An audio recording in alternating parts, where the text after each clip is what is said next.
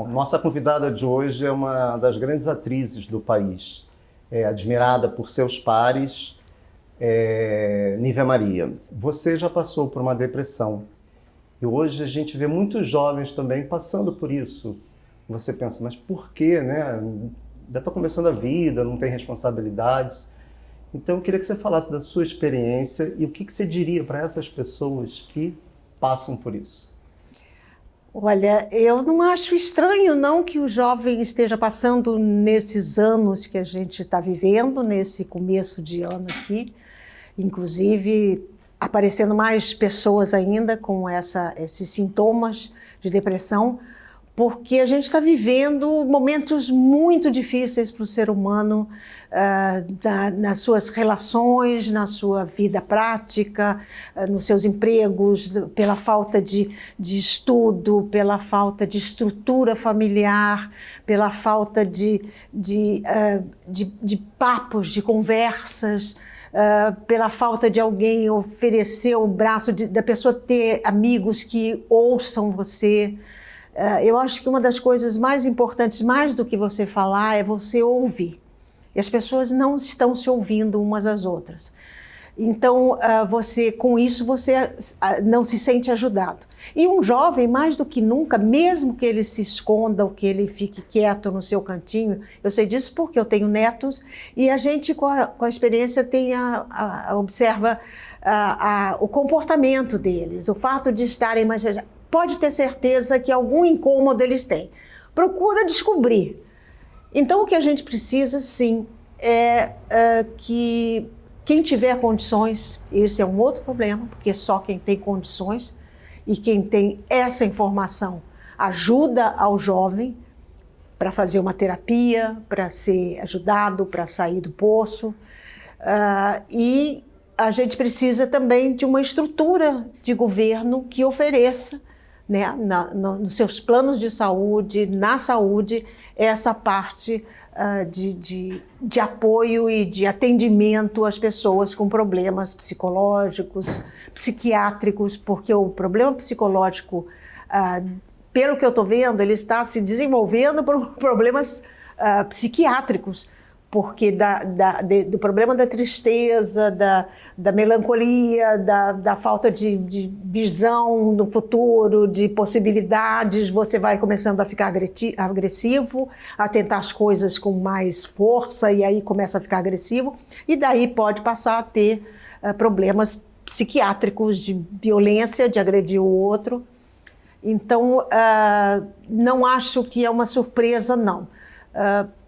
Cada um que tem informação poderia ajudar nisso. Eu, pela experiência, como você disse, e eu tive, por um acaso eu estava sozinha. Meus filhos tinham saído de casa, então juntou aquela célebre fala que toda mãe fala do ninho vazio, que os filhos vão viver as suas vidas. Eu estava saindo de um casamento de quase 30 anos, e, de repente, eu me vi não só sozinha pelo fato de não ter ninguém do meu lado. Claro que eu tinha uma pessoa que sempre trabalhou comigo, que ia 2 vezes por semana, mas que eu não podia passar para ela e também não sabia como explicar o que eu estava sentindo. Então, eu fui me fechando, e só um tratamento, graças a Deus, por ter condições... sessões de terapia, fiz análise quase 15 anos.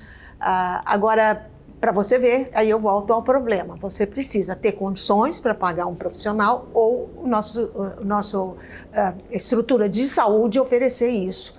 Porque todos nós estamos precisando, no mundo que a gente está vivendo, de um apoio, de uma mão, de uma orientação emocional e psicológica para o dia a dia. Você acha que na questão dos jovens pode ter a ver com a internet, que muitas vezes é um mundo ilusório, que a pessoa mostra que tem isso, que tem aquilo, que muitas vezes não tem, e eles querem alcançar? Poxa, como eu não consegui chegar, a pessoa tão jovem já tem, às vezes até questões de estética também.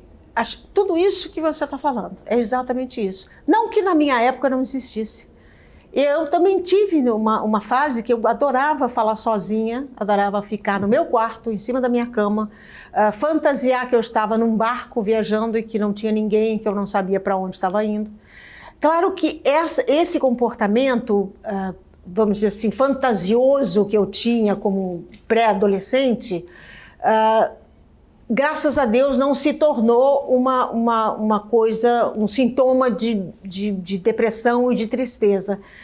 Eu tinha isso porque eu tinha já na minha veia essa coisa da atriz, que gostava de interpretar, que gostava de contar histórias.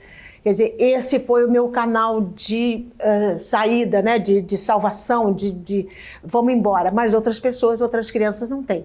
Então, o que acontece é isso, a pessoa se fecha, o jovem se fecha numa tela de computador com jogos, ou se transporta como se fosse um daqueles personagens do jogo ou daquele filme que ele está assistindo, e se o responsável por ele não der o limite mesmo com rigidez. Isso não quer dizer que você bater, isso não quer dizer você tirar os privilégios dele, não. Você ter autoridade com ele entender que você está querendo ajudar. Agora, não é fácil realmente. Eu sei porque eu tenho netos na idade adolescente e que realmente são encantados pela internet, por uma tela, por coisas fantásticas, absurdas, algumas verdadeiras, algumas que vão servir de ensinamento para eles, porque um deles, por exemplo, já se interessou pela parte científica, de astronauta, entendeu, de coisa. Quando é para isso, é o que eu estou dizendo que foi o meu caminho, o meu foi para ser atriz, quer dizer, criar personagens, viajar em personagens. Quando é para isso, maravilhoso. Agora, quando ficar só na insatisfação de não conseguir achar nunca nada, não ser um caminho para nada, a internet, aí é preocupante. E como é a sua relação com a internet? Claro, eu não posso não acompanhar o que aconteceu no mundo, né, com a tecnologia, com a internet, e que já vinha acontecendo dentro da minha própria vida profissional. Eu sou da época da televisão, em preto e branco, da época da televisão que era feita ao vivo, da época da televisão que as câmeras tinham 4 lentes, e passei para a televisão a cores, onde eu tive que aprender de várias maneiras, a maneira de vestir, a maneira de maquiar, a maneira de pentear, a maquiagem que eu tinha que usar para a televisão colorida, a luz que deveria ser usada, que me privilegiava. Isso tudo eu tive que ouvir de profissionais para continuar a carreira, para me atualizando sempre. Eu prefiro o toque, eu prefiro rir junto do que ter uma tela entre nós. Assim como antigamente a gente tinha o telefone para falar quando a pessoa estava fora do país, mãe, pai, avó que moravam fora. Você sofria porque você só ouvia a voz. Eu sou do tempo da carta, mas aí também uma coisa que eu acho que a gente perdeu. Escrever é muito importante, porque às vezes na escrita você passa coisas que você tem vergonha de falar. Emoções, sentimentos, e aí ficam guardadas ou vão só para aquela pessoa. Aqui na internet não, se eu falo com você hoje, trilhares de pessoas vão ouvir ou as minhas fragilidades, ou as minhas fraquezas, ou meus acessos de nervoso, ou as minhas irritações, ou as minhas gargalhadas, ou as minhas loucuras, porque se eu for num bar e alguém me coisa vai ver eu bebendo, então eu dançando, fazendo as mesmas loucuras que todo mundo faz. Você tinha acabado de fazer 17 anos quando foi instaurada a ditadura aqui no Brasil, em 64. A gente tem vivido esses últimos 4 anos, né, de muita polarização, muita discussão, pedindo fechamento do Congresso, né, ditadura, intervenção militar. Você que viveu aquela época, fica assustada? Parece que descobrimos um brasileiro que ninguém sabia que existia, né? É diferente, eu ouvindo as informações agora e ouvindo o que as pessoas falam, claro que naquela época tinha a violência, a tortura física, que não é igual a que a gente fez, o que a gente viu hoje, porque hoje a tortura foi em objetos, em quadros, em obras, não foi em pessoas, mas o ser humano está muito violento, está muito mais violento do que era naquela época. E a gente sofreu na parte de produtividade naquela época. Eu, inclusive, sou de uma família, de um pai que foi censor. Então, aquilo que a gente sofria na época não era só sobre a ideologia política. Eles queriam interferir, inclusive, em outras partes da família. Hoje não, hoje a coisa não tem objetivo, eu não vejo objetivo para isso. Não consigo ver. Você pode dizer assim, não, você é alienada, como é que você não está vendo que não tem objetivo? Não tem objetivo. Isso que eles fizeram, para mim, não tenta me explicar, porque eu não vejo objetivo nenhum. Naquela época, tinha um objetivo concreto, que era o terrorismo, o fascismo, a maldade, o nazismo que a gente tinha recebido dos outros países. Mas hoje não tem. Hoje não tem. Mas isso é só porque um candidato seu perdeu a eleição, ou aquele que você apoiava perdeu a eleição. Gente, isso é motivo para ter essa violência? Então eu não consigo entender. E não é alienação, não. Não é alienação, não. É parar para pensar, e também não vou ficar discursando aqui, não. Porque aí eu vou me perder, eu tenho que pensar um pouco mais sobre isso, e eu acho que é o que as pessoas têm que fazer, e as pessoas que estão comandando esse país agora, parar para pensar e parar de ficar fazendo discurso. E discurso não resolve nada, tem que agir. Independentemente de ideologia, né? A gente está começando um novo governo, a classe artística sofreu muito esses últimos 4 anos. Você está esperançosa para esses próximos anos? Olha, no meu caso... Temos a Margareth Menezes, né, como ministra da Cultura. Claro, é uma esperança, mas eu acho que vai ser muito difícil para ela. A nossa classe artística, a arte, a cultura no nosso país, ela sempre foi muito colocada de coadjuvante da história do nosso país. Tanto que, desde que eu nasci, e eu, no correr da minha carreira, da minha vida artística, eu viajei por esse Brasil inteiro e eu vi tantos valores artísticos na música, no canto, na poesia, na atuação, na arte de pintar, na arquitetura, na pintura. Então, a gente sempre foi muito colocado de lado. O artista, a pessoa que lida com arte, que tem sensibilidade, a cultura no nosso país, sempre foi menor, foi extra, não foi nem coadjuvante na peça da nossa vida, da nossa história. Foi extra. Então, eu torço muito para ela conseguir valorizar mais. Eu não posso reclamar, mas eu não posso contar no número das pessoas que me acompanham há 50 anos na minha carreira, que gostam do meu trabalho. Elas não gostam de mim, me acompanham pelos meus trabalhos que eu fui apresentando. Eu não tenho vaidade de que não sou eu. Não, é o meu trabalho na cultura que trouxe as pessoas a elogiar o que eu estava fazendo. Então, nesse tempo todo, o que eu quero é continuar essa minha missão de fazer cultura, nem que seja em cima de um caixote no meio de uma praça, que eu sempre falo, recitando Batatinha quando nasce. Porque não é um retorno de glamour, de sucesso, de coisa que eu quero, não. É a parte de cultura também que eu sei que o meu trabalho leva para o público. Leva como? Aí a gente entra os personagens que você faz, que os meus colegas, que os atores fazem, eles representam, de repente, um espectador que está sentado lá numa cidadezinha do Nordeste, vendo a novela, que está vivendo aquele problema. Ou porque não tem luz, ou porque quebrou a perna e não tem médico, ou porque... E a gente, às vezes, dentro da cena, os autores, na época, eles traziam, às vezes, soluções para esse público. porque o que o nosso personagem fazia... Cansei de encontrar público que veio falar comigo, falou assim, nossa, eu estava vendo a novela, você falou um negócio naquela cena que me deu um estalo e resolveu o meu problema. Eu falei assim, gente, você quer coisa mais importante que isso? Como é importante o meu trabalho, e de todos os artistas, como é importante o trabalho de quem escreve, que é isso que eu estou dizendo, leia, se informe, porque às vezes uma frase daquela pessoa que escreveu aquilo vai te ajudar a solucionar um problema.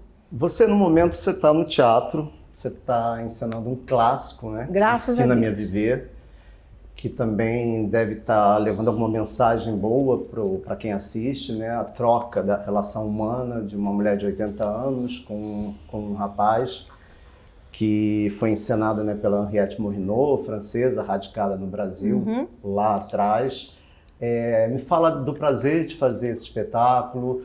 Você assistiu com a Henriette ou com a Glória, enfim, com quem? Não, eu quando fui convidada para esse espetáculo, eu não tinha assistido as montagens, claro, que estava em trabalho seguidos, né, em televisão e em outros espetáculos de teatro também.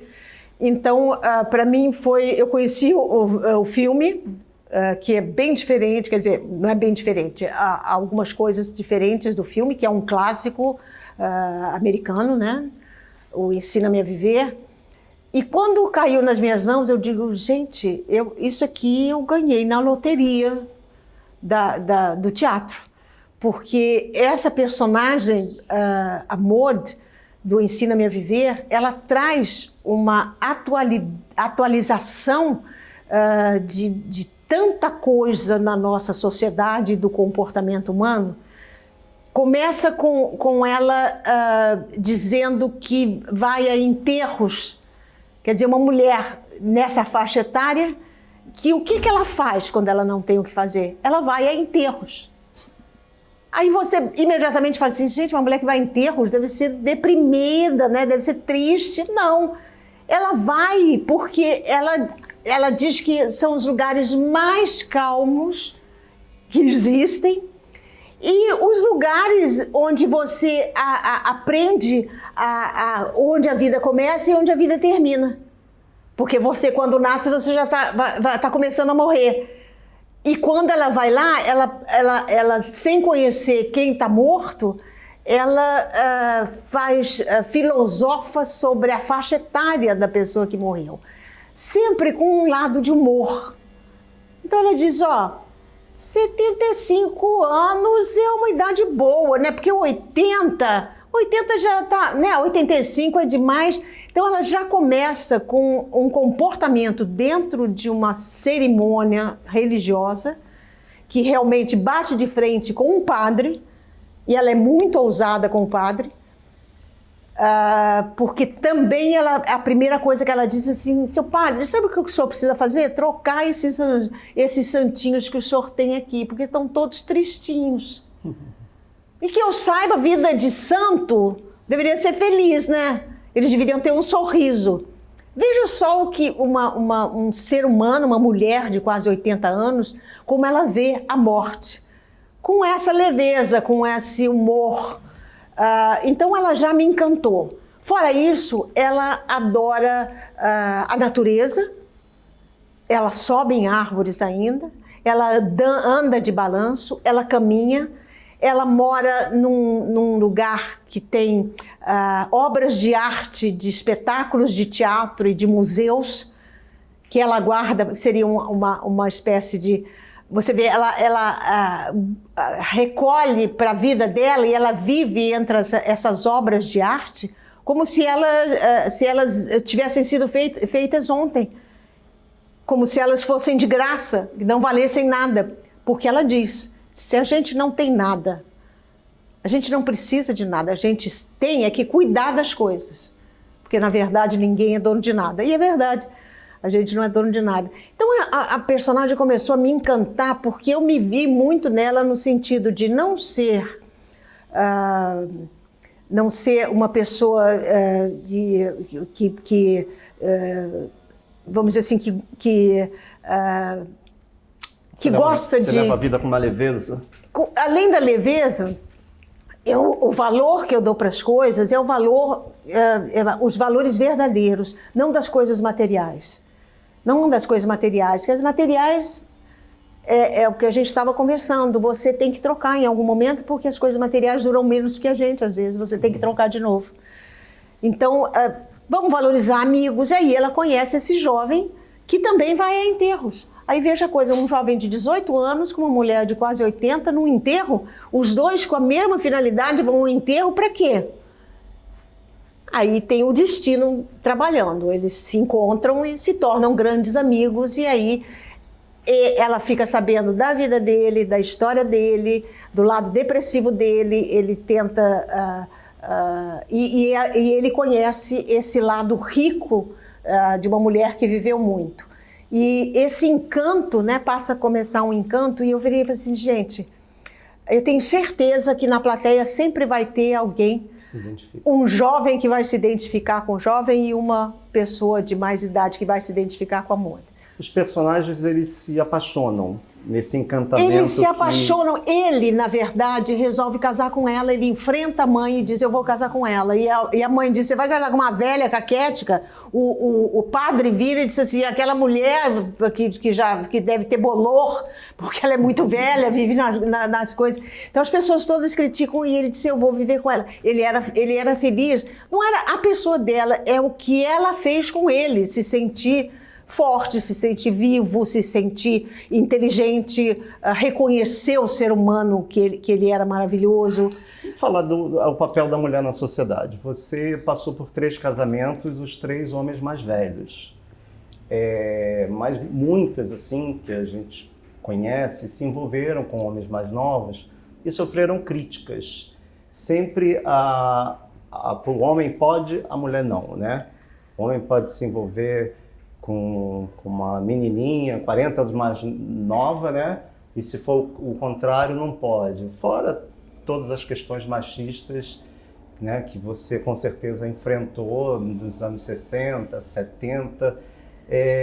Como é que você vê essas questões, até nos termos afetivos, né, da mulher se envolver com homens mais novos e do que você passou na sua juventude para as conquistas que hoje nós temos, que nós mulheres conquistaram, né? Que conseguiram abrir muitas frentes. Quando falam essas coisas para mim, eu sempre digo assim, meu Deus do céu, as pessoas deveriam fazer um flashback e conseguir ir buscar como era o comportamento da mulher e do homem na sociedade há anos atrás. Claro que eu vivi na realidade. Mas a gente tinha os mesmos problemas que tem hoje, Carlos. Os mesmos problemas. Os mesmos. Mulheres mais velhas que tinham relação com homens mais jovens. Só que havia, eu não vou chamar de respeito, eu acho que havia uma nuvem ou uma cortina que não se falava sobre isso. Que não era nem crítica, nem censura. As pessoas viviam, iam embora, dava certo ou não dava certo. E assim como no meu caso, que sempre foi com homens mais velhos que eu. No caso é porque eu sempre fui mais velha, digamos assim, mentalmente e dentro com a minha responsabilidade, do que a jovem que eu era. Eu sempre tive muita responsabilidade, eu sempre fui muito disciplinada por temperamento, pela pessoa que eu sou. Isso não quer dizer que todo mundo foi, ou na minha família, ou que a minha irmã foi. Minha irmã era completamente diferente de mim, apesar de muito talentosa e responsável também. Mas eu sempre fui muito responsável, talvez pelo foco que eu tinha na missão que eu queria cumprir, eu já tinha comigo. Então eu me preocupava muito com isso. Aonde só que escorreguei um pouco, digamos assim, exatamente nesse foco que eu tinha, talvez eu tenha falhado um pouco no acompanhamento e na educação dos meus filhos. Porque por ter condição, ter a minha mãe viva e por ter condição de poder pagar alguém, eu estive menos tempo com os meus filhos na época de infância, porque eu trabalhava muito. Mas eu era uma mãe feliz, eu era uma mãe que tentava passar a minha felicidade. Se um dos meus filhos, claro, e eles tiveram em algum momento da minha vida, o momento de me dar o retorno, de dizer que sentiram falta, de colocar, que me deu um alerta. Eu falei assim, pois é, mas eu sou humana. Mas eu sou feliz, eu fui feliz e eu acho que vocês também foram. Se esse foi um detalhe que magoou vocês, eu acho que é muito pequeno, porque eu estou aqui até hoje abraçando vocês, com vocês e só penso em vocês. E é verdade, eu hoje penso, aliás, tenho que começar a pensar menos também, que um amigo meu me diz, você só pensa nos seus filhos, nos seus netos, nos seus genros e não pensa em você. Eu disse, não, eu penso em mim também. Mas é que com menos atividade profissional, você realmente se juntou. Com a pandemia, todo mundo, a família deu as mãos, né? Se juntou mais. Mas então eu acho que tudo isso que acontece nos relacionamentos afetivos entre homem e mulher, mulher, homem, sempre existiu. Sempre existiu. Eu sempre vi na minha vida. E nunca, para mim, eu sempre respeitava, eu não era nem respeitar, não uso a palavra respeito, na época... Eu era tão produtiva, tão ativa, e eu acho que toda a minha geração sempre tinha alguma coisa que fazer, que essas coisas não eram as coisas mais importantes. Por isso que a gente está aqui hoje, é uma geração que ainda está ativa e hoje. Você vê que a minha geração tem muita gente ainda muito ativa, muito produtiva, muito inteligente, que sabe falar, né, sabe usar a palavra.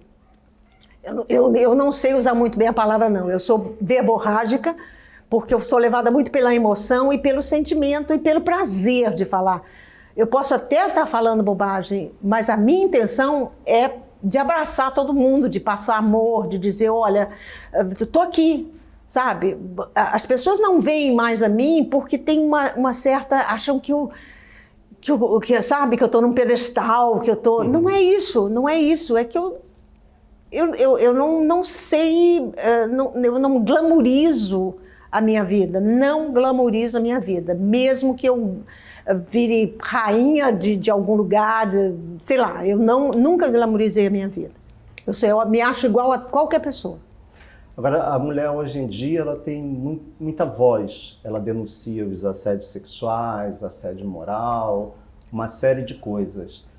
Como era na sua fase e assim, você... Vou te dizer uma coisa, eu não acho que a mulher tá... Você, assim, você não era nesse caso, mas você foi casada, né, com o Herval, e as pessoas falavam, tá ali porque é mulher do diretor. Isso você sim. Enfrentou esse preconceito, né? Mas tudo isso, todos esses preconceitos, o casar com um homem mais velho. Por exemplo, meu primeiro casamento durou 3 meses. Veja só, no dia de hoje isso não quer dizer nada. Ou alguns anos atrás, né, quantos colegas meus casaram 3 meses, casaram 1 semana e se separaram. É que eu nunca me preocupei com o que os outros iam falar. Algum motivo existia, nunca também ninguém veio perguntar para mim por que aconteceu isso. Ninguém perguntou.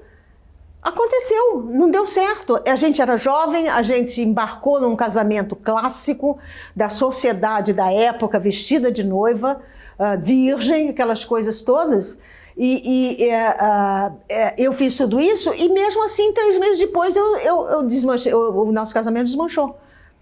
Aí depois fiquei casada 10 anos com o Edson. Ali teve uma época de um relacionamento e um casamento...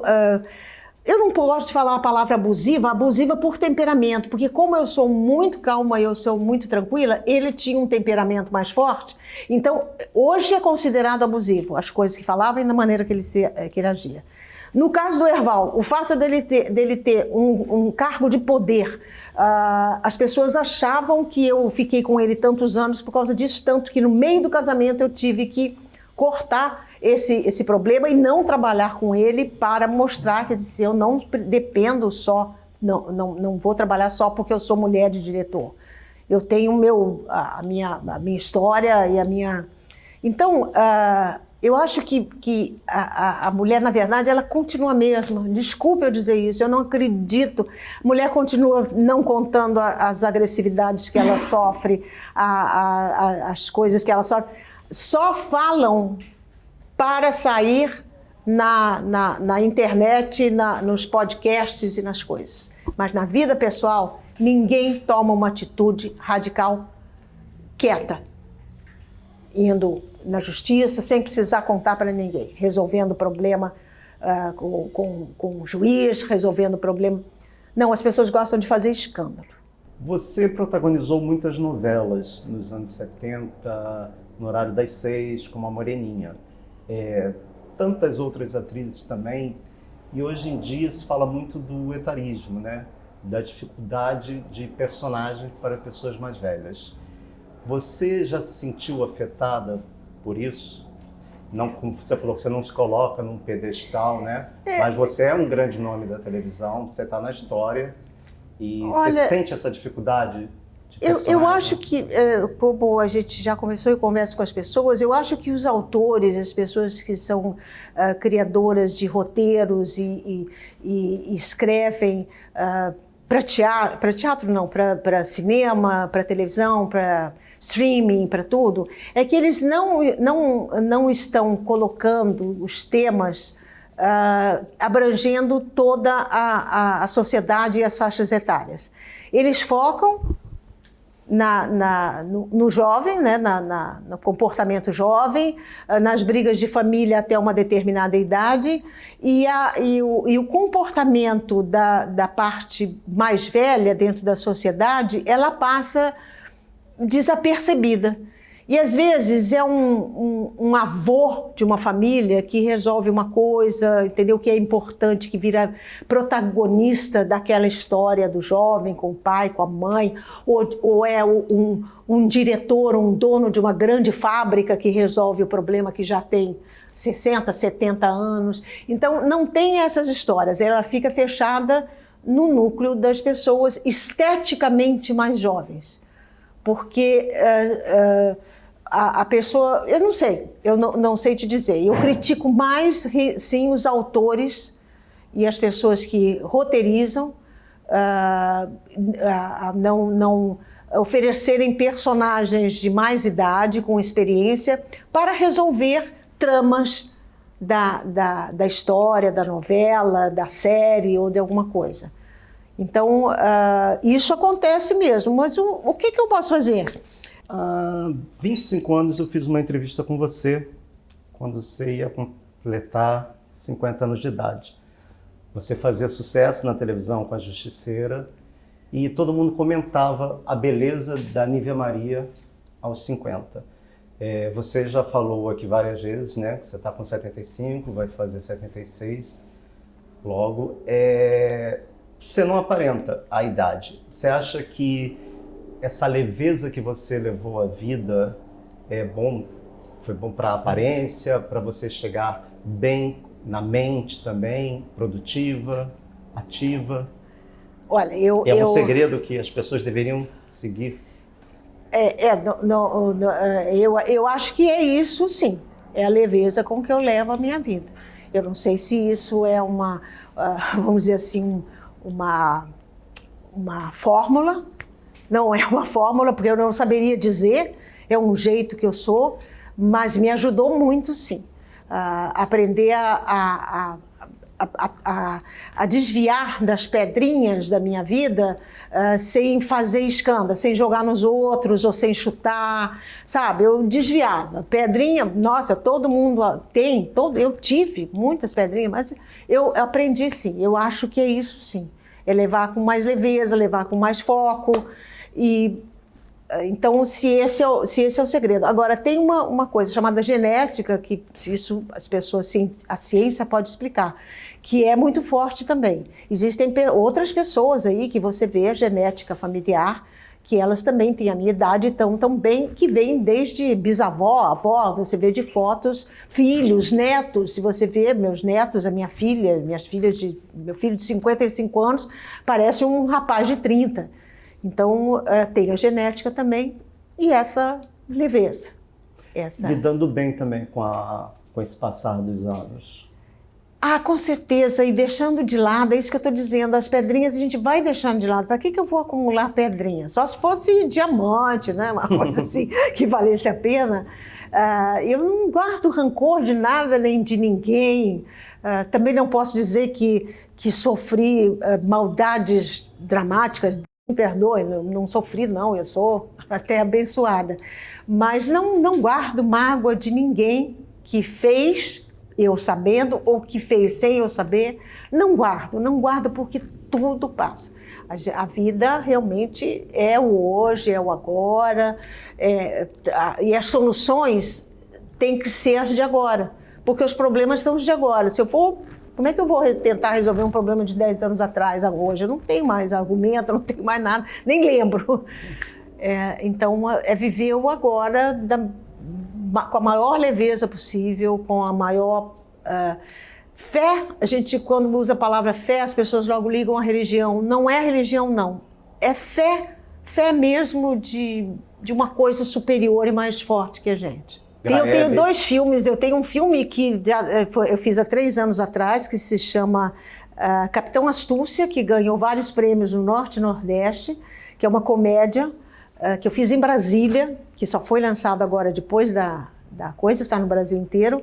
E o outro filme que eu fiz com a minha irmã, e estou preparando o outro, no cinema também, produções independentes, para exemplificar tudo aquilo que eu venho falando até agora.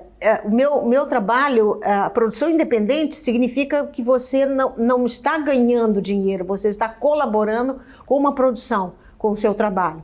O retorno vai vir quando o público assistir. Então, é uma proposta minha nesse momento, que eu tenho condições de fazer, que se chama Em Algum Lugar do Passado, que é uma experiência que eu fiz com a minha filha, com a minha irmã, em Águas de Lindóia, maravilhosa.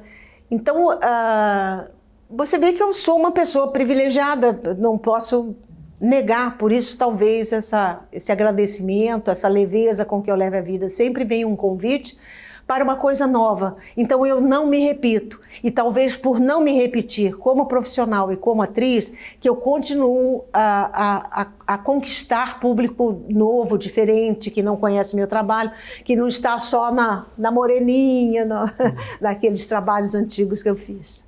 Você atuou pouco com sua irmã, né, com a Glaucia, ao longo dos anos. Eu só fiz um espetáculo de teatro que a gente produziu com ela, e é um dos vamos dizer assim, das coisas que eu gostaria ainda de fazer, que seria trabalhar com ela. Aliás, eu sempre falo assim, vou pedir para autores, para produtores, para chamarem para a gente poder contracenar junto. Porque as pessoas acham que a gente é muito diferente, né? Ela tem uma carreira também, ela é uma atriz fantástica, só que ela é muito séria. Eu não sou tão séria. Mas seria emocionante para mim, com o talento que ela tem, trocar em cena, fazer personagens com ela, um personagem com ela. Aliás, ela fez algumas participações em Caminho das Índias, em algumas novelas que eu estava, mas nós nunca contracenamos. Tá bom, obrigado pela entrevista. Obrigada a você. Mais sucesso. Muito obrigada e vamos em frente. Vamos em frente.